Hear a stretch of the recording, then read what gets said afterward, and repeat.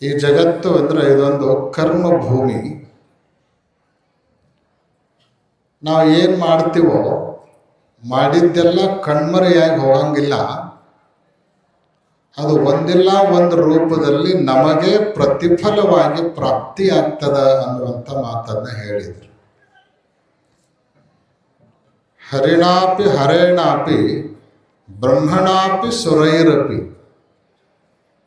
ಅವನು ಹರಿಯಾಗಿರಲಿ, ಹರನಾಗಿರಲಿ, ಬ್ರಹ್ಮನಾಗಿರಲಿ, ದೇವಾನು ದೇವತೆಗಳೇ ಆಗಿರಲಿ, ಏನು ಮಾಡ್ತಾರೋ ಅದನ್ನು ಅನುಭವಿಸಲೇಬೇಕು. ಮಾಡಿದ್ದು ವ್ಯರ್ಥ ಯಾವುದೂ ಹೋಗೋದಿಲ್ಲ. ಒಳ್ಳೆಯದನ್ನು ಮಾಡಿದರೆ ಒಳ್ಳೆಯದು, ಕೆಟ್ಟದ್ದನ್ನು ಮಾಡಿದರೆ ಕೆಟ್ಟದ್ದು. ಅದು ವಾಪಸ್ ನಮಗೇ ಬರುತ್ತದೆ.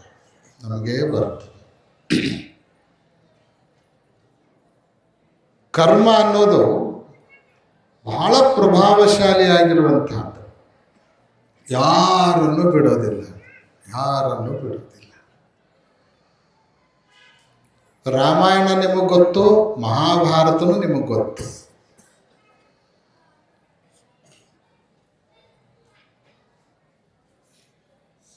ರಾಮಾಯಣದಲ್ಲಿ ವಾಲಿಯನ್ನು ಸದೆಬಡಿದವರು ಯಾರು? ರಾಮಾಯಣದಲ್ಲಿ ವಾಲಿಯನ್ನು ಕೊಂದವರು ಯಾರು ಗೊತ್ತತಿ? ಯಾರು ಕೊಂದಾರ? ರಾಮ ಕೊಂದ. ಹೆಂಗೆ ಕೊಂದ ಅಂದ್ರೆ, ವಾಲಿ ಸುಗ್ರೀವರು ಯುದ್ಧ ಮಾಡ್ತಾ ಇದ್ರು. ಒಂದು ಗಿಡದ ಮರಿಗೆ ನಿಂತ್ಕೊಂಡು ರಾಮ ವಾಲಿಯನ್ನು ಗುರಿಯಾಗಿಸಿಕೊಂಡು ಬಾಣವನ್ನು ಬಿಟ್ಟ.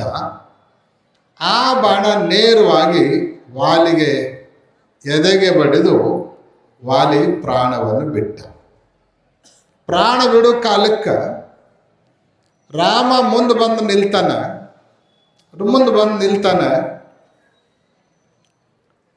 ವಾಲಿ ಹೇಳ್ತಾನೆ, ನೀನು ನಿಜವಾದ ವೀರ ಆಗಿದ್ರೆ ನನ್ನ ಎದುರಿಗೆ ಬಂದು ಯುದ್ಧವನ್ನು ಮಾಡಿ ನನ್ನನ್ನು ಗೆಲ್ಲಬೇಕಾಗಿತ್ತು, ಕೊಲ್ಲಬೇಕಾಗಿತ್ತು. ಗಿಡದ ಮರಿಗೆ ನಿಂತು ಬಾಣವನ್ನು ಹೊಡೆದು ನನ್ನ ಸಾವಿಗೆ ಕಾರಣದೆಲ್ಲ ಈ ಕರ್ಮ. ನೀ ದೇವರಾದರೂ ಕೂಡ ನಿನ್ನ ಬಿಡಂಗಿಲ್ಲ ಅಂತ ಹೇಳಿದ. ಮರಿಗೆ ನಿಂತು ಬಾಣ ಹೊಡೆದೆಲ್ಲ ನನ್ನ ಸಾವಿಗೆ ಕಾರಣ ಅದೆಲ್ಲ. ಇದು ಏನು ಮಾಡಿದರೂ ಕೂಡ ನಿನ್ನನ್ನು ಬಿಡೋದಿಲ್ಲ.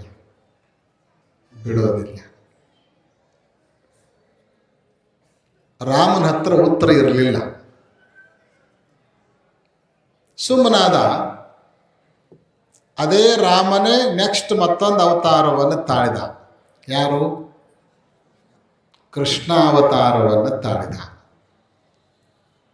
ಕೃಷ್ಣ ಅವತಾರ ತನ್ನ ಕರ್ತವ್ಯವನ್ನೆಲ್ಲ ಪೂರ್ಣಗೊಳಿಸಿದ ನಂತರ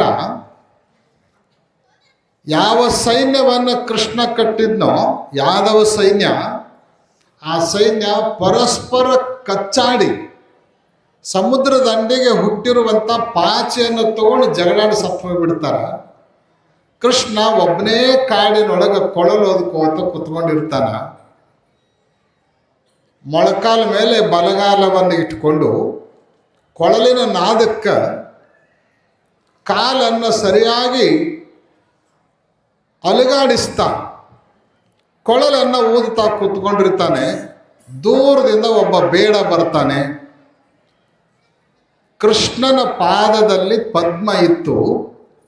ಆ ಪದ್ಮವನ್ನು ನೋಡಿ ದೂರದಲ್ಲಿ ನಿಂತಿರುವಂಥ ಬೇಡ, ಇದೊಂದು ನಾಗರ ಹಾವೇ ಇರಬೇಕು, ಹೆಡೆ ಎತ್ತಿ ಆಡ್ತಾ ಇದೆ ಅಂತ ಹೇಳಿ ಆ ಹೆಡೆಗೆ ಗುರಿಯಾಗಿಸಿ ಬಾಣವನ್ನು ಹೊಡಿತಾನೆ. ಆ ಪದ್ಮಕ್ಕೆ ಬಾಣ ತಗಲಿದ್ದೇ ತಡ ಕೃಷ್ಣ ತನ್ನ ಅವತಾರವನ್ನು ಸಮಾಪ್ತಿ ಮಾಡ್ತಾನೆ. ಅಲ್ಲಿಗೆ ಕೃಷ್ಣನ ಅಂತ್ಯ ಆಯಿತು. ಆ ಬೇಡ ಬೇರೆ ಯಾರೂ ಅಲ್ಲ, ರಾಮಾವತಾರದಲ್ಲಿ ರಾಮನಿಂದ ಕೊಲ್ಲಲ್ಪಟ್ಟಿರುವಂತಹ ವಾಲಿಯೇ ಬೇಡನಾಗಿ ಬಂದು ಕೃಷ್ಣನ ಸಾವಿಗೆ ಕಾರಣನಾದ. ಕರ್ಮ ಯಾರನ್ನು ಬಿಡೋದಿಲ್ಲ. ಅವ ದೇವರಾಗಲಿ, ದೇವರ ಅವತಾರನೇ ಆಗಿರಲಿ, ಕರ್ಮವನ್ನು ಅನುಭವಿಸಲೇಬೇಕು, ಮಾಡಿರುವಂಥದ್ದನ್ನು ಅನುಭವಿಸಲೇಬೇಕು. ಆದರೆ ಏನಾಗುತ್ತೆ ಅಂತ ಕೇಳಿದ್ರೆ, ಇವತ್ತು ನಾವು ಮಾಡಿದ್ದಕ್ಕೆ ಆ ಫಲ ನಮಗೆ ಸಿಗೋದಕ್ಕೆ ನಡು ಸ್ವಲ್ಪ ಗ್ಯಾಪ್ ಇರ್ತೈತಿ, ನಡು ಸ್ವಲ್ಪ ಸಮಯ ಕಳೀತದ. ಆ ಸಮಯದ ಕಾರಣದಿಂದ ನಾವು ಈಗ ಮಾಡಿದ್ದಕ್ಕೆ ಆಗ ಉಣ್ಣೋದಕ್ಕೆ ಕನೆಕ್ಷನ್ ಮಾಡ್ಕೊಳ್ಳಂಗಿಲ್ಲ. ಇದರಿಂದ ಇದು ಆಗೈತಿ ಅನ್ನೋದು ನಮಗೆ ಗೊತ್ತಾಗಂಗಿಲ್ಲ. ಆದರೆ ಬುದ್ಧಿವಂತರಾದವರು ತಿಳ್ಕೊಳ್ಬೇಕೇನು ಅಂದ್ರೆ, ಇವತ್ತಿಲ್ಲ ನಾಳೆ, ನಾಳಿಲ್ಲ ನಾಡಿದ್ದು, ಈ ತಿಂಗಳಿಲ್ಲ ಮುಂದಿನ ತಿಂಗಳ, ಈ ವರ್ಷ ಇಲ್ಲ ಮುಂದಿನ ವರ್ಷ, ಅಷ್ಟೇ ಅಲ್ಲ ಈ ಜನ್ಮ ಇಲ್ಲ, ಮುಂದಿನ ಜನ್ಮದೊಳಗೆ ಆದರೂ ಕೂಡ ಮಾಡಿದ್ದನ್ನು ನಾವು ಅನುಭವಿಸಲೇಬೇಕು. ನಮಗೆ ಭವಿಷ್ಯದಲ್ಲಿ ಒಳ್ಳೆಯದಾಗಬೇಕು ಅಂದ್ರೆ ನಾವು ಏನು ಮಾಡ್ಬೇಕು? ಹಂಗಾರೆ ನಾಳೆ ನಮಗೆ ಒಳ್ಳೆಯದಾಗಬೇಕು ಅಂದರೆ ಇವತ್ತು ನಾವು ಒಳ್ಳೆಯದನ್ನು ಮಾಡಲಿಕ್ಕೆ ಶುರು ಮಾಡಬೇಕು. ಇವತ್ತು ನಮಗೆ ಒಳ್ಳೆಯದಾಗ್ಯದ ಅಂದರೆ ನೀವು ನಿನ್ನೆ ಮಾಡಿದ ಒಳ್ಳೆಯದ ಪ್ರತಿಫಲ ಇವತ್ತು ನಿಮಗೆ ಒಳ್ಳೆಯದಾಗ್ತದೆ. ನಾಳೆ ನಮಗೆ ಒಳ್ಳೆಯದಾಗಬೇಕು ಅಂದರೆ ಇವತ್ತು ನಾವು ಒಳ್ಳೆಯದನ್ನು ಮಾಡೋದಕ್ಕೆ ಪ್ರಾರಂಭ ಮಾಡಬೇಕು. ಯಾವ ಹಣ್ಣು ನಾವು ತಿನ್ನಬೇಕು ಅಂತೀವಲ್ಲ, ಅದೇ ಬೀಜವನ್ನು ನಾವು ಹೊಲದೊಳಗೆ ಬಿತ್ತಬೇಕು. ಮಾವಿನ ಹಣ್ಣು ಬೇಕು ಅಂದರೆ ಮಾವಿನ ಬೀಜನೇ ಬಿತ್ತಬೇಕು. ಆದರೆ ಬಹಳ ಜನ ಏನು ಮಾಡ್ತಾರೆ ಅಂದ್ರೆ, ಬಿತ್ತೋದು ಬೇವಿನ ಬೀಜ, ಬಯಸೋದು ಮಾವಿನ ಹಣ್ಣು ಎಂದರೆ ಸಿಕ್ಕವು ಸಿಗಂಗಿಲ್ಲ. ನಮಗೆ ಬೇವಿನ ಬೀಜ ಬೇಡ, ಬೇವಿನ ಹಣ್ಣು ಬೇಡ, ಮಾವಿನ ಹಣ್ಣೇ ಬೇಕು ಅಂದರೆ ನಾವು ಮಾವಿನ ಹಣ್ಣೇ, ಮಾವಿನ ಬೀಜನೇ ಬಿತ್ತಬೇಕು. ನಮಗೆ ಒಳ್ಳೆಯದಾಗಬೇಕು ಅಂದರೆ ನಾವು ಒಳ್ಳೆಯದನ್ನೇ ಮಾಡಬೇಕು, ಒಳ್ಳೆಯದನ್ನೇ ಮಾಡಬೇಕು ಅನ್ನುವ ಸಂದೇಶವನ್ನು ಸಾರುವುದಕ್ಕಾಗಿಯೇ ಅನ್ನದಾನ ಶಾಸ್ತ್ರಿಗಳವರು ಬಹಳ ಸುಂದರವಾಗಿರುವಂತಹ ಸಾಮಾಜಿಕ ಸಂಗತಿಗಳನ್ನು ವರದಾನೇಶ್ವರಿಯ ಮಹಿಮೆಯ ರೂಪದಲ್ಲಿ ನಿಮಗೆ ಮಾರ್ಮಿಕವಾದ ದೃಷ್ಟಾಂತಗಳನ್ನು ನೀಡಿ ದೃಢಪಡಿಸಿದವರಾಗಿದ್ದಾರೆ. ಅದರಿಂದ ನಾವು ತಿಳ್ಕೊಳ್ಬೇಕು ಅಂದರೆ ಇವತ್ತಿನಿಂದ ನಾವು ಒಳ್ಳೆಯದನ್ನು ಮಾಡಬೇಕು. ಅವ್ರು ಏನಾರು ಯಾಕೆ ಮಾಡಲಿ, ಇನ್ನೊಬ್ರು ಏನು ಮಾಡ್ತಾರೋ ಅದ್ರ ಬಗ್ಗೆ ನಾವು ತಲೆ ಕೆಡಿಸ್ಕೊಳ್ಳೋದು ಬೇಡ, ನಾವು ಒಳ್ಳೆಯದನ್ನು ಮಾಡಬೇಕು ಅನ್ನುವಂಥ ಒಂದು ದೃಢವಾದ ಸಂಕಲ್ಪವನ್ನು ಮಾಡಿ ಇಲ್ಲಿಂದ ನಿರ್ಗಮಿಸಿದರೆ ಇವತ್ತಿನ ಪುರಾಣದ ಶ್ರವಣದ ಸಾರ್ಥಕತೆ ಫಲ ಸಿಕ್ತು ಅಂತ ತಿಳ್ಕೊಳ್ಬೇಕು. ಆ ಹಿನ್ನೆಲೆಯಲ್ಲಿ ನಮ್ಮ ಜನ ಎಲ್ಲ ಒಳ್ಳೆಯವರಾಗಬೇಕು, ನಮ್ಮ ಭಕ್ತರಿಗೆಲ್ಲ ಒಳ್ಳೆಯದಾಗಬೇಕು ಅನ್ನೋ ಕಾರಣಕ್ಕಾಗಿಯೇ ಈ ಮಹಾಕುಂಭಾಭಿಷೇಕದ ಕಾರ್ಯಕ್ರಮವನ್ನು ನಾವು ಇಟ್ಕೊಂಡಿರುವುದು.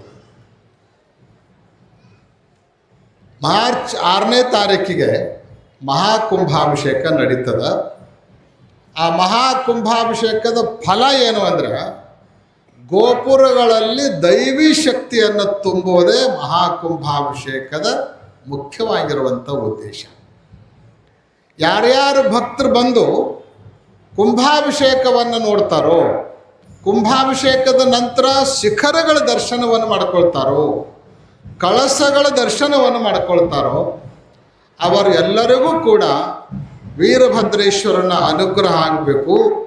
ಅವರೆಲ್ಲರ ಬದುಕಿನಲ್ಲಿ ಒಳ್ಳೆಯದು ತಾನಾಗೆ ಹರಿದು ಬರಬೇಕು ಅನ್ನೋ ಉದ್ದೇಶವನ್ನು ಇಟ್ಕೊಂಡು ಇವತ್ತು ಮಹಾಕುಂಭಾಭಿಷೇಕ ಕಾರ್ಯಕ್ರಮವನ್ನು ಇರಿಸಿಕೊಳ್ಳಲಾಗಿದೆ. ಇವತ್ತು ನೀವೆಲ್ಲ ಸಾಕಷ್ಟು ಸಂಖ್ಯೆಯಲ್ಲಿ ತಾಯಂದಿರು ಬಂದು ಈ ಕುಂಭಾಭಿಷೇಕದ ಅಂಗವಾಗಿ ನಡೀತಾ ಇರುವಂತಹ ದಾನೇಶ್ವರಿ ಅಮ್ಮನವರ ನಾಮಕರಣವನ್ನು ನೀವೆಲ್ಲ ಮಾಡಿದವರಾಗಿದ್ದೀರಿ. ದಾನೇಶ್ವರಿಯ ತಾಯಿಯ ನಾಮಕರಣದಲ್ಲಿ ಅನೇಕ ತಾಯಂದಿರು ತಮಗೆ ಸತ್ಪುತ್ರನ ಜನನ ಆಗಬೇಕು, ಸತ್ಪುತ್ರಿಯ ಜನನ ಆಗಬೇಕನ್ನೋ ಉದ್ದೇಶವನ್ನು ಇಟ್ಕೊಂಡು ಈ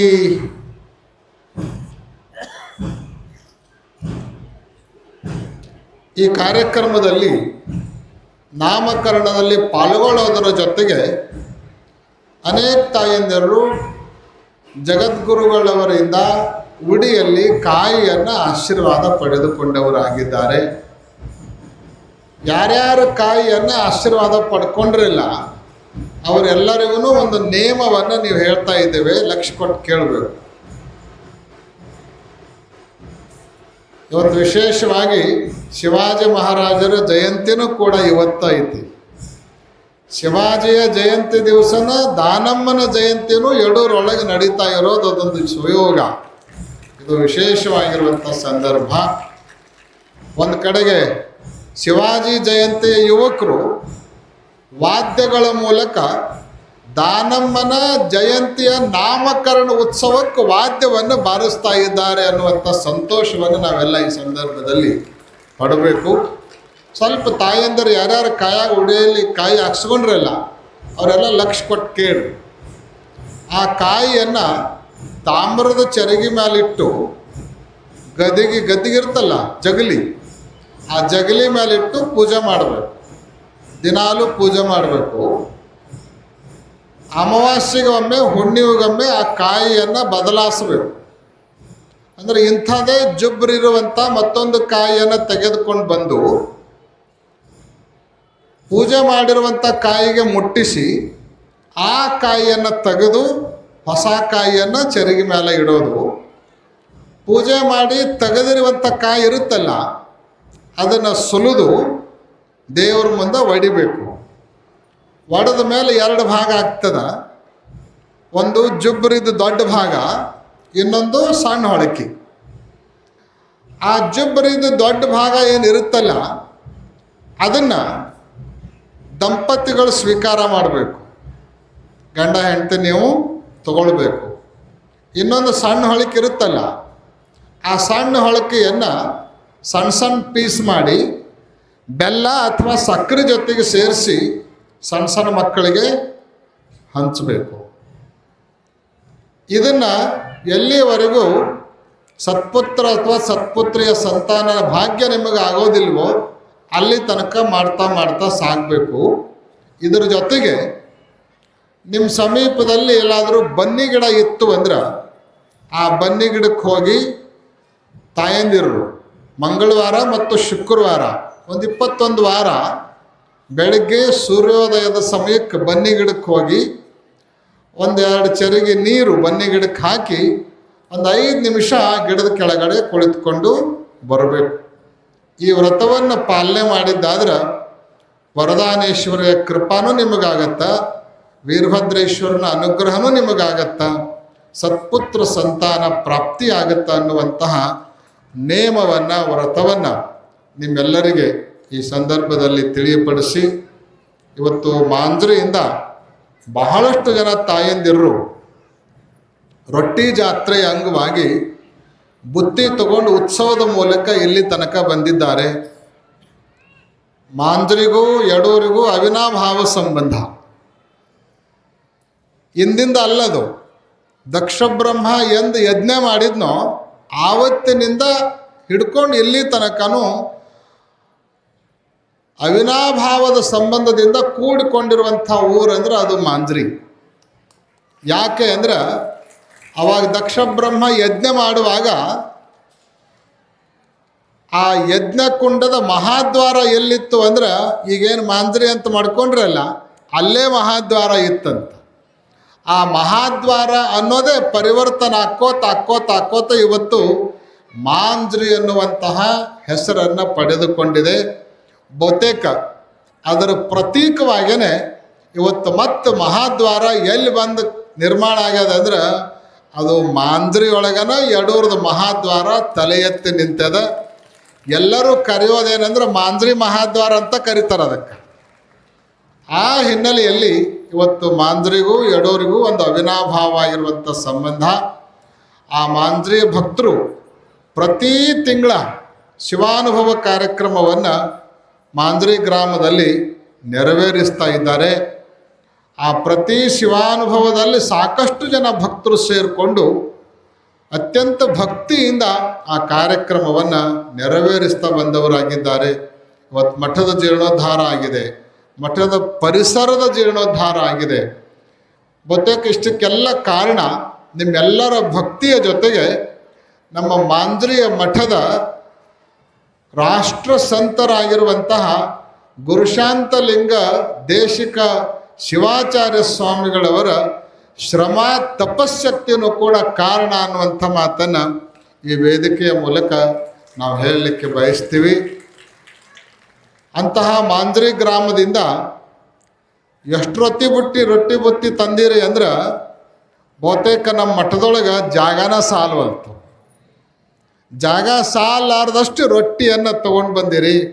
ನಿಮ್ಮನ್ನೆಲ್ಲ ಉತ್ಸವದ ಮೂಲಕ ಕರ್ಕೊಂಡು ಬಂದಿದ್ದಾರೆ. ಬಂದಿರೋ ತಾಯಂದಿರು ನಾವು ಕೇಳಿದ್ವಿ, ಮಾಂಜ್ರಿ ಒಳಗೆ ಯಾರು ಉಳ್ದಾರೋ ಏನೆಲ್ಲ ನೀವು ಇಲ್ಲೇ ಬಂದಿರೋ ಅಂತ ಹೇಳಿ. ಅಷ್ಟು ಭಕ್ತಿಯಿಂದ ನೀವೆಲ್ಲ ಬಂದವರಾಗಿದ್ದೀರಿ. ಅಂಥ ಎಲ್ಲ ತಾಯಂದಿರಿಗೆ ವಿಶೇಷವಾಗಿರುವಂತಹ ಸನ್ಮಂಗಲಗಳನ್ನು ಈ ವೇದಿಕೆಯ ಮೂಲಕ ನಾವು ಹಾರೈಸ್ತಾ ಇದ್ದೇವೆ. ಹಾಗೆಯೇ ಇವತ್ತು ಬಹಳಷ್ಟು ಜನ ಸದ್ಭಕ್ತರು ತುಲಾಭಾರ ಸೇವೆಯನ್ನು, ದಾಸೋಹದ ಸೇವೆಯನ್ನು ಕೂಡ ಸಲ್ಲಿಸಿದವರಾಗಿದ್ದಾರೆ. ಅದರಲ್ಲಿ ಈಗಾಗಲೇ ನಾವು ಹೇಳಿದಂತೆ ಕೋಚ್ರಿಯ ಶಿವನಾಯಕ್ ಮತ್ತು ನಾಯಕರವರು ಬಹಳ ಜನರಿಗೆ ಗೊತ್ತಿದೆ. ಒಂದು ಕಾಲಕ್ಕೆ ಮಠದ ಪರಿಸ್ಥಿತಿ ಬಹಳ ಗಂಭೀರ ಆಗಿತ್ತು. ಅನೇಕ ಸಮಸ್ಯೆಗಳ ಸುಳಿಯಲ್ಲಿ ಶ್ರೀಮಠ ಸಿಕ್ಕಾಕ್ಕೊಂಡಿತ್ತು.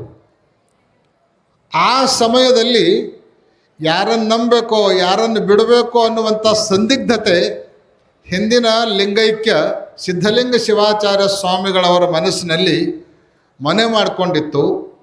ಅಂಥ ಸಮಯದಲ್ಲಿ ಹೆಗಲಿಗೆ ಹೆಗಲು ಕೊಟ್ಟು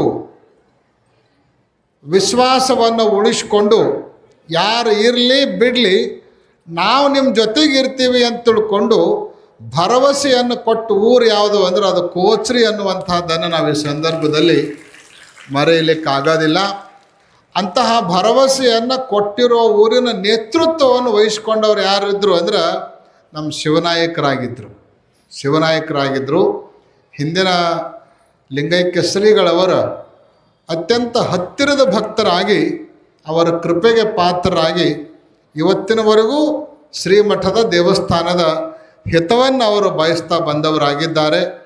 ಇಂಥ ಒಂದು ದೊಡ್ಡ ಕಾರ್ಯಕ್ರಮ ನಮ್ಮ ಮೂಲ ಮಠದಲ್ಲಿ ದೇವಸ್ಥಾನದಲ್ಲಿ ನಡೀತಾ ಇದೆ ಅಂದರೆ ಅದರಲ್ಲಿ ನಾವು ಪರಿಪೂರ್ಣ ಸೇವೆಯನ್ನು ಮಾಡಬೇಕನ್ನುವಂಥ ಭಾವನೆಯನ್ನು ಇಟ್ಕೊಂಡು ನಮ್ಮ ನಾಯಕರವರು ನಿಮಗೆಲ್ಲ ಗೊತ್ತದ, ಸಂಕೇಶ್ವರದ ಹೀರಾ ಶುಗರ್ಸ್ ಸಕ್ಕರೆ ಕಾರ್ಖಾನೆಯ ಚೇರ್ಮನ್ರಾಗಿ ವೈಸ್ ಚೇರ್ಮನ್ರಾಗಿ ಬಹುತೇಕ ಯಾವಾಗಿಂದ ಅದಾರ ಅಲ್ಲಿ ತನಕ ಅವರು ಡೈರೆಕ್ಟ್ರಾಗಿ ಖಾಯಂ ಅದಾರ.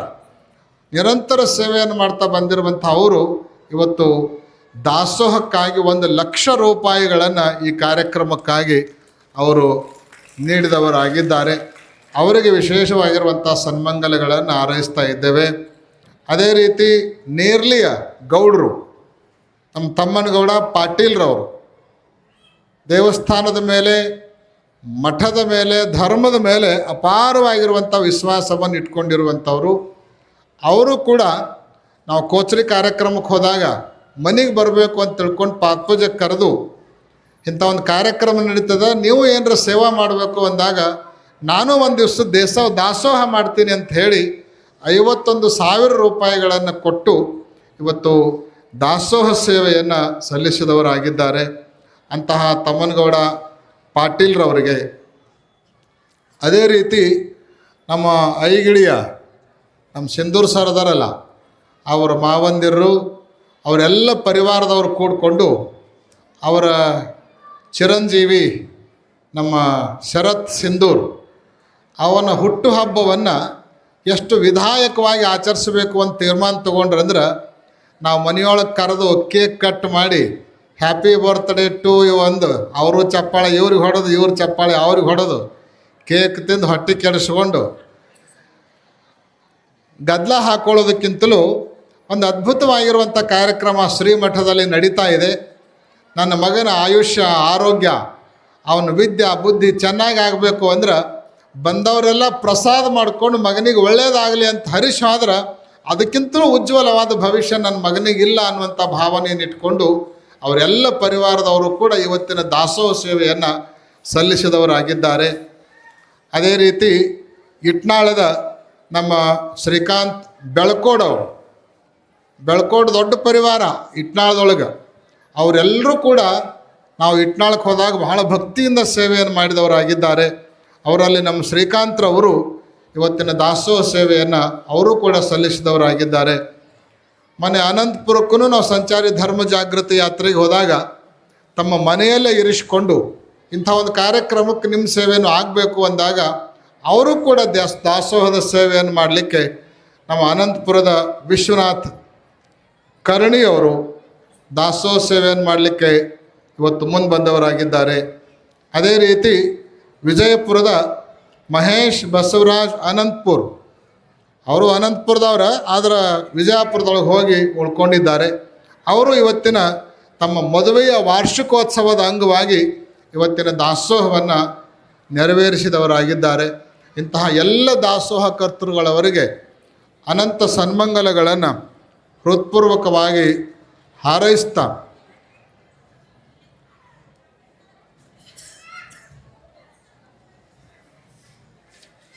ಇವತ್ತು ಅನೇಕ ಭಕ್ತರು ತುಲಾಭಾರ ಸೇವೆಯನ್ನು ಕೂಡ ಮಾಡಿದವರಾಗಿದ್ದಾರೆ. ಅದು ನಮ್ಮ ರುದ್ರಪಾದ ಬಸವೇಶ್ವರ ಮಂಡಳ ಹಳೆ ಯಡೂರು, ಆಮೇಲೆ ನಮ್ಮ ಶಾಸ್ತ್ರಿಗಳವರು ಬಹಳಷ್ಟು ವರ್ಣನೆ ಮಾಡಿ ಹೇಳಿರುವಂತಹ ಮಠದಲ್ಲಿ ಗುರುಗಳಿಗೆ ಪ್ರಸಾದ ವ್ಯವಸ್ಥೆಯನ್ನು ಮಾಡ್ತಾ ಇರುವಂತಹ ನಮ್ಮ ಶಾನಕ್ಕಜ್ಜಿ ಪಾಟೀಲ್ ಗೌಡ್ತಿ ಅವರು ಕೂಡ ತುಲಾಭಾರ ಸೇವೆಯನ್ನು ಮಾಡಿದ್ದಾರೆ. ಆಮೇಲೆ ನಮ್ಮ ಬೆಳವಿ ಪರಿವಾರವನ್ನು ನಾವು ಯಡೂರಲ್ಲಿ ಮರೆಯಲಿಕ್ಕಾಗೋದಿಲ್ಲ. ಅವರು ಬಹಳಷ್ಟು ನಿರಂತರವಾಗಿ ಮಠದ ಜೊತೆಗೆ ಬಹಳ ಅವಿನಾಭಾವ ಸಂಬಂಧವನ್ನು ಇಟ್ಕೊಂಡು ಬಂದಿರುವಂಥವರು. ಅವರು ತಮ್ಮ ಪರಿವಾರದ ವತಿಯಿಂದ ನಮ್ಮ ಅಪ್ಪ ಸಾಬ್ ಬಂಡು ಬೆಳವಿ ಅವರು ಕೂಡ ತುಲಾಭಾರದ ಸೇವೆಯನ್ನು ಕೈಗೊಂಡವರಾಗಿದ್ದಾರೆ. ಜೊತೆಗೆ ಚರಂತಯ್ಯ ಸಿರ್ಕೋಳ್ಮಠ್, ರಾಮದುರ್ಗ್, ಪ್ರಭು, ಅನಂತಪುರ್, ಕನಮಡಿ ಇವರೆಲ್ಲರೂ ಇವತ್ತಿನ ತುಲಾಭಾರ ಸೇವೆಯನ್ನು ಮಾಡಿದವರಾಗಿದ್ದಾರೆ. ಈ ಎಲ್ಲ ಸೇವಾ ಕರ್ತೃಗಳಿಗೂ ಕೂಡ ಸನ್ಮಂಗಲವನ್ನು ಹಾರೈಸ್ತಾ ಇವತ್ತು ದಾನಮ್ಮ ದೇವಿಗೆ ಭಾಳಷ್ಟು ಜನ ಈ ನಾಮಕರಣದ ಸಂದರ್ಭದಲ್ಲಿ ಯಾರು ಆಯರೆ ಮಾಡ್ಯಾರಿ, ಯಾರು ಬೆಳ್ಳಿ ಬಂಗಾರ ಅನೇಕ ಆಯರಿಗಳನ್ನು ತೆಗೆದುಕೊಂಡು ಬಂದಿರಿ ಅಂಥ ಎಲ್ಲ ಸೇವಾ ಕರ್ತೃಗಳಿಗೂ ಕೂಡ ಅನಂತ ಸನ್ಮಂಗಲಗಳನ್ನು ಹಾರೈಸ್ತಾ ಇವತ್ತು ಅನೇಕ ಜನ ಈ ಭಾಗದ ಗಣ್ಯರಿಗೆ ಗುರುರಕ್ಷೆಯನ್ನು ಅನುಗ್ರಹಿಸಲಾಗಿದೆ. ಅಂತಹ ಗುರುರಕ್ಷೆಯನ್ನು ಪಡೆದುಕೊಂಡಿರುವಂತಹ ಭಕ್ತರು ನಮ್ಮ ಬಸವಣ್ಣಜ್ಜ ನರವಾಡೆ, ಸುಭಾಷ್ ನರವಾಡೆ, ಶ್ರೀಧರ್ ಭೋಜ್ಕರ್, ಪಾಂಡುರಂಗ್ ಮಾನೆ, ನಿಜಗೌಡ ಪಾಟೀಲ್, ಬಾಳಾಸಾಹೇಬ್ ಮಿರ್ಜೆ, ಅಮರ್ ಬಾಬಾಜಿ ಯಾದವ್ ಈ ಎಲ್ಲ ಮಾಂಜ್ರಿಯ ಗಣ್ಯರು ಗುರುರಕ್ಷೆಯನ್ನು ಪಡ್ಕೊಂಡಿದ್ದಾರೆ. ಅನಿಲ್ ಪಾಟೀಲ್ ಚಂದೂರ್, ಮನೋಜ್ ಕಿಚಡೆ ಚಂದೂರ್, ಯುವರಾಜ್ ಪಾಟೀಲ್ ಚಂದೂರ್, ಸಿದ್ಗೌಡ ಮಗದುಂ, ಕೃಷ್ಣ ಮಗದುಂ, ಚಂದೂರಿನ ಎಲ್ಲ ಗಣ್ಯರು ಗುರುರಕ್ಷೆಗೆ ಪಾತ್ರರಾಗಿದ್ದಾರೆ. ನರಸಗೌಡ ಪಾಟೀಲ್ ಯಡೂರ್, ಲಕ್ಷ್ಮಣ್ ಹಕಾರೆ ಯಡೂರ್, ದುರ್ಯೋಧನ್ ಹೊಸವಾಡೆ ಮಾಂಜ್ರಿ, ನಮ್ಮ ಎಲ್ಲರ ಪ್ರೀತಿಗೆ ಪಾತ್ರರಾಗಿರುವಂತಹ ಡಾಕ್ಟರ್ ಶ್ಯಾಮ್ ಪಾಟೀಲ್ ಮಾಂಜ್ರಿ, ಸನತ್ಗೌಡ ಪಾಟೀಲ್ ಮಾಂಜ್ರಿ ಈ ಎಲ್ಲ ಸದ್ಭಕ್ತರು ಇವತ್ತಿನ ಗುರುರಕ್ಷೆಗೆ ಪಾತ್ರರಾಗಿದ್ದಾರೆ. ಕಾಲಕ್ಕೆ ಶ್ರೀಮಠದ ಜೊತೆಗೆ ಒಂದಿಲ್ಲ ಒಂದು ರೂಪದಲ್ಲಿ ಸೇವೆಯನ್ನು ಮಾಡ್ತಾ ಸಹಕಾರವನ್ನು ನೀಡಿದವರಾಗಿದ್ದಾರೆ. ಅಂಥ ಎಲ್ಲ ಸಹಕಾರ ಕರ್ತೃಗಳಿಗೆ ಗುರುರಕ್ಷೆಯನ್ನು ನೀಡಿ ಸನ್ಮಂಗಲವನ್ನು ಹಾರೈಸ್ತಾ ಇದ್ದೇವೆ. ಇವತ್ತು ವಿಶೇಷವಾಗಿ ನಮ್ಮ ಸೇಗುಣಸಿಯಿಂದ ಕೂಡ ಅನೇಕ ಭಕ್ತರು, ನಮ್ಮ ತಮ್ಮಣ್ಣಪ್ಪ ತೇಲಿಯವರು, ದಾದಾ ಸಾಹೇಬ್, ಆಮೇಲೆ ಬಸಪ್ಪ ಸದಾಶಿವ ಸಸಾಲಟ್ಟಿ, ಚನ್ನಬಸಪ್ಪ ಗುರುಲಿಂಗಪ್ಪ ನಾಗನೂರು ಇವರು ಕೂಡ ಸೇಗಣಸಿಯಿಂದ ಭಕ್ತರು ಆಗಮಿಸಿ ಸೇವೆಯನ್ನು ಮಾಡಿದ್ದಾರೆ. ಒಂದು ಮಾತು ಎಲ್ಲ ಲಕ್ಷ ಕೊಟ್ಟು ಕೇಳಬೇಕು, ಕಾರ್ಯಕ್ರಮ ಮುಗಿತದೆ, ಗಡಬಡಿ ಮಾಡಬೇಡ್ರಿ. ಈಗ ಇನ್ನೂ 9:15 ಟೈಮ್ ಏನು ಭಾಳ ಆಗಿಲ್ಲ, ಸುಮ್ಮನೆ ಅವಸರ ಮಾಡಕತ್ತೀರಿ ನೀವು. ಸೇವಾ ಮಾಡಿದವ್ರ ಹೆಸರು ಕೇಳಬೇಕು, ಯಾಕಂದ್ರೆ ಅವ್ರಿಗೊಂದು ಧನ್ಯವಾದವನ್ನು ಅರ್ಪಣೆ ಮಾಡಬೇಕಾಗಿರ್ಬೋದು. ಇಷ್ಟೆಲ್ಲ ವೈಭವದಿಂದ ಕಾರ್ಯಕ್ರಮ ನಡೀತಾ ಇದೆ ಅಂದರೆ ಆ ಸೇವಾಕರ್ತರುಗಳ ಸೇವೆ ಬಹಳ ಅಮೂಲ್ಯವಾಗಿರುವಂತಹದ್ದು. ಅವರೆಲ್ಲರಿಗೂ ಕೂಡ ಈ ಸಂದರ್ಭದಲ್ಲಿ ಸನ್ಮಂಗಲಗಳನ್ನು ಹಾರೈಸ್ತಾ, ಸೇಗುಣಸಿಗೂ ಮತ್ತು ಯಡೂರಿಗೂ ಭಾಳ ವಿಶೇಷವಾಗಿರುವಂಥ ಸಂಬಂಧ. ಕಾಡಸಿದ್ದೇಶ್ವರರು ಮೂಲತಃ ಹುಟ್ಟಿದ್ದೆಲ್ಲಿ ಅಂದರೆ ಸೇಗುಣಸಿಯಲ್ಲಿ. ಅಲ್ಲಿಂದಲೇ ಜನ್ಮ ತಾಳಿ ಎಲ್ಲ ಕಡೆಗೂ ಸಂಚರಿಸಿ ಇಲ್ಲಿಯೂ ಕೂಡ ತಪಸ್ಸನ್ನು ಮಾಡಿ ಭೂಗರ್ಭನಾಗಿರುವಂತಹ ವೀರಭದ್ರೇಶ್ವರನನ್ನು ಜಾಗೃತಗೊಳಿಸಿ ಮಠವನ್ನು ಸ್ಥಾಪನೆ ಮಾಡಿರುವಂತಹ ಮಹಾನ್ ಕೀರ್ತಿ ಯಾರಿಗೆ ಸಲ್ತದೆ ಅಂದರೆ ಅದು ಕಾಡಸಿದ್ದೇಶ್ವರರಿಗೆ ಸಲ್ಲಬೇಕು. ಆ ಕಾಡಸಿದ್ದೇಶ್ವರರು ಬಂದದ್ದು ಎಲ್ಲಿಂದ ಅಂದರೆ ಮಾಂಜ್ರಿಯಿಂದ, ಸೇಗುಣಸಿಯಿಂದ. ಆ ಸೇಗುಣಸಿ ಮಠಕ್ಕೂ ಮತ್ತು ಯಡೂರಿನ ಕಾಡಸಿದ್ದೇಶ್ವರ ಮಠಕ್ಕೂ ಬಹಳ ಅವಿನಾಭಾವವಾಗಿರುವಂಥ ಸಂಬಂಧ ಇದೆ. ಈಗಲೂ ಕೂಡ ಸೇಗುಣಸಿಯಲ್ಲಿ ಹವ್ಯ ಕವ್ಯಗಳನ್ನು ನೆರವೇರಿಸುವಂತಹ ವೇದ ಮೂರ್ತಿಗಳನ್ನು ನೇಮಿಸುವ ಅಧಿಕಾರ ಯಾರಿಗಿದೆ ಅಂದರೆ ಯಡೂರಿನ ಕಾಡಸಿದ್ದೇಶ್ವರ ಮಠಕ್ಕೆ ಇದೆ. ಈ ಮಠದಿಂದ ನೇಮಿಸಿದವರೇ ಅಲ್ಲೇ ಧಾರ್ಮಿಕ ಹವ್ಯ ಕವ್ಯಗಳನ್ನು ಪೂರೈಸುವಂಥ ಕಾರ್ಯವನ್ನು ಮಾಡೋದರ ಜೊತೆಗೆ ಕಾಡಸಿದ್ದೇಶ್ವರರ ಪೂಜೆಯನ್ನು ಮಾಡುವಂಥ ಜವಾಬ್ದಾರಿಯನ್ನು ನಿರ್ವಹಿಸ್ತಾ ಇದ್ದಾರೆ. ಅಲ್ಲಿಯೂ ಕೂಡ ಮಠದ ಪ್ರಾಪರ್ಟಿ ಇದೆ. ಅದು ಮುಳುಗಡೆ ಆದ ಸಂದರ್ಭದಲ್ಲಿ ಅದನ್ನು ಸರ್ಕಾರಕ್ಕೆ ಅರ್ಜಿ ಸಲ್ಲಿಸಿ ಪರಿಹಾರವನ್ನು ತರಲಿಕ್ಕೆ ಭಾಳಷ್ಟು ಶ್ರಮಿಸಿದವರು ಯಾರು ಅಂದ್ರೆ ನಮ್ಮ ತಮ್ಮಣ್ಣಪ್ಪ ತೇಲಿ ಅವರು ಅನ್ನುವಂಥದ್ದನ್ನು ಇಲ್ಲಿ ಸಂದರ್ಭದಲ್ಲಿ ನಾವು ಹೇಳಲಿಕ್ಕೆ ಮರೆಯೋದಿಲ್ಲ. ಸುಮಾರು ಲಕ್ಷಾಂತರ ಹಣವನ್ನು ಆ ಸಂದರ್ಭದಲ್ಲಿ ತರಿಸಿ ಆ ಮಠದ ಜೀರ್ಣೋದ್ಧಾರಕ್ಕೆ ಮೂಲ ಕಾರಣೀಭೂತರಾಗಿದ್ದಾರೆ. ಅವರಿಗೂ ಕೂಡ ವಿಶೇಷ ಸನ್ಮಂಗಲಗಳನ್ನು ಈ ಸಂದರ್ಭದಲ್ಲಿ ಹಾರೈಸಿ, ಹಾಗೆಯೇ ಮಾಂಜ್ರಿಯ ದಾದಾ ಸಾಹೇಬ್ ಭೋಜ್ಕರ್ ಅವರು ಕೂಡ ಗುರುರಕ್ಷೆಗೆ ಪಾತ್ರರಾಗಿದ್ದಾರೆ. ಅವರಿಗೂ ಕೂಡ ಸನ್ಮಂಗಲವನ್ನು ಹಾರೈಸಿ, ಇವತ್ತು ಭಾಳಷ್ಟು ನಾವೆಲ್ಲ ಅಭಿಮಾನ ಹೆಮ್ಮೆ ಪಡಬೇಕೇನು ಅಂದ್ರೆ ನೀವೆಲ್ಲ ಸಾಕಷ್ಟು ಸಂಖ್ಯೆಯಲ್ಲಿ ಬರೋದ್ರ ಜೊತೆಗೆ ನಿನ್ನೆ ಹೋಗಿ ಎಕ್ಸಂಬಾಕ ನಮ್ಮ ಪ್ರಕಾಶ್ ಹುಕ್ಕೇರಿ ಅವ್ರ ಮನೆಗೆ ಸೀರೆಯನ್ನು ಕೊಟ್ಟು ಕಾಯಿಯನ್ನು ಕೊಟ್ಟು ಆಮಂತ್ರಣವನ್ನು ಕೊಟ್ಟು ಬಂದ ಪರಿಣಾಮವಾಗಿ ಇವತ್ತು ಪ್ರಕಾಶ್ ಹುಕ್ಕೇರಿಯವರ ಧರ್ಮಪತ್ನಿಯಾಗಿರುವಂಥ ಮಾತೋಶ್ರೀ ನೀಲಾಂಬಿಕಾ ತಾಯಿಯವರು ಆಗಮಿಸಿರುವಂತಹದ್ದು ನಮಗೆಲ್ಲ ಬಹಳಷ್ಟು ಸಂತೋಷ ಮತ್ತು ಅಭಿಮಾನವನ್ನು ಉಂಟು ಮಾಡಿರುವಂತಹದ್ದು. ಅತ್ಯಂತ ಭಯ ಭಕ್ತಿ ಧರ್ಮನಿಷ್ಠೆಯನ್ನು ಅಳವಡಿಸಿಕೊಂಡಿರುವಂತಹ ಮಾತೋಶ್ರೀ ಅವರು ಬಾಲ್ಯದಿಂದಲೂ ಪರಿಚಯ. ಅವರು ನಾವು ಯಾವಾಗ ಹೊಟ್ಟಿಗೆ ಮಠದಲ್ಲಿ ಇನ್ನೂ ದೇವರಾಗಿದ್ದಾಗ ಪ್ರವಚನವನ್ನು ನೀಡ್ತಾ ಇದ್ದೀವಿ, 41 ದಿವಸ ಪ್ರವಚನವನ್ನು ಮಾಡಿದ್ವಿ ನಾವು. ಆವಾಗನೇ ಹೊಟ್ಟಿಗೆ ಮಠದ ಶಿಷ್ಯರವರು ಆವಾಗಿಂದಲೂ ನೋಡ್ಕೊಂಡು ಬಂದಿರುವಂತಹದ್ದು. ಇವತ್ತು ಈ ಕಾರ್ಯಕ್ರಮಕ್ಕೆ ಅವರು ಬಂದದ್ದು ಭಾಳಷ್ಟು ಹೆಚ್ಚಿನ ಮೆರಗನ್ನು ಉಂಟು ಮಾಡಿದೆ ಅನ್ನುವಂಥದ್ದನ್ನು ಕೂಡ ಹೇಳ್ತಾ ಅವರಿಗೆ ಅವರ ಪರಿವಾರಕ್ಕೆ ಕೂಡ ಸನ್ಮಂಗಲವನ್ನು ಹಾರೈಸಿ, ನಾಳೆಯಿಂದ ನೀವೆಲ್ಲ ಸಮಯಕ್ಕೆ ಸರಿಯಾಗಿ ಬರಬೇಕು. ಇಷ್ಟೆಲ್ಲ ಗದ್ದಲ ನಾಳೆ ಇರೋದಿಲ್ಲ. ಇವತ್ತು ನಾಮಕರಣ ಕಾರ್ಯಕ್ರಮ ಇರೋಣದರಿಂದ ಸ್ವಲ್ಪ ಸಮಯ ಜಾಸ್ತಿ ಆಗಿದೆ. ಆದರೆ ನಾಳೆಯಿಂದ ಪುರಾಣ, ಅದರ ನಂತರ ತುಲಾಭಾರ, ಆಶೀರ್ವಚನ ಇಷ್ಟೇ ಕಾರ್ಯಕ್ರಮಗಳಿರ್ತಾವೆ. ಸಕಾಲಕ್ಕೆ ನೀವೆಲ್ಲ ಬರಬೇಕಂತ ತಿಳ್ಕೊಂಡು ನಿಮ್ಮೆಲ್ಲರಿಗೂ ಕೂಡ ಸೂಚನೆಯನ್ನು ಕೊಟ್ಟು ಪಾಲ್ಗೊಂಡಿರುವಂಥ ಸರ್ವರಿಗೂ ಕೂಡ ಸನ್ಮಂಗಲವನ್ನು ಬಯಸಿ ಆಶೀರ್ವಚನವನ್ನು ಪೂರ್ಣಗೊಳಿಸ್ತಾ ಇದ್ದೇವೆ. ಓಂ ಶಾಂತಿ ಶಾಂತಿ ಶಾಂತಿ.